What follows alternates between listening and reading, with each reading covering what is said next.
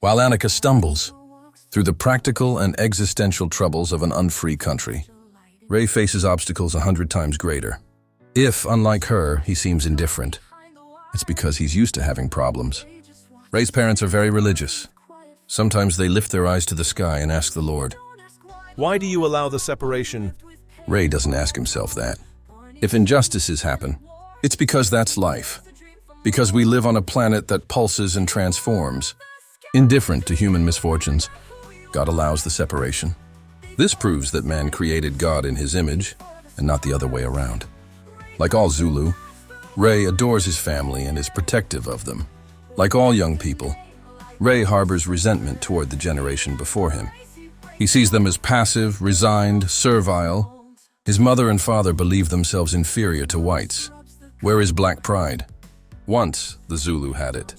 In King Shaka's time, the Zulu were a proud people, convinced of their divine origin. People of the sky, they called themselves. Then the people of the sky were defeated by the white Boers, and Shaka's kingdom was never rebuilt. The Zulu sat down, more concerned with preserving the customs and beliefs of individual tribes than with forming a united people. And today, here they are, ignorant and submissive, unable to react. Ray's mother is a laundress in white households. She arrives at dawn, washes their clothes, and once they're dry, irons them with a coal iron. His father is a school teacher. He could have and would have liked to be a university professor, but the separation denied him that chance. Ray would like to become a lawyer, but the separation doesn't allow it.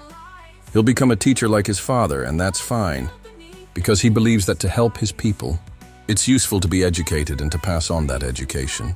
When he's not buried in books, Ray works as a gardener for white families, and he also drives a taxi business on the side. Most of his earnings go to support the family. The rest goes toward his education. Ray is 23 years old, and until now, he stayed focused without distraction. Work and study. Study and work.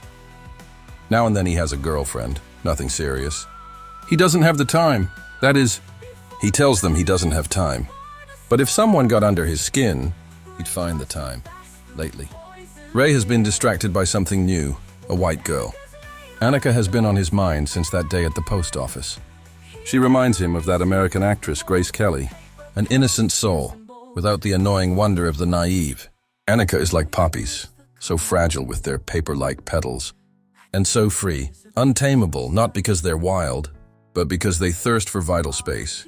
That pulls Ray like a magnet. A sudden swerve into the other lane, while exhaust fumes hang over the road.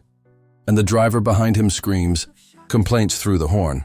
As usual, the young man drives too fast in a constant fight against time. He overtakes cars and thinks of Annika. For her, he'd be willing to end the race. Ray is angry with himself for letting in a dangerous feeling. Or rather, he's flung the door wide open.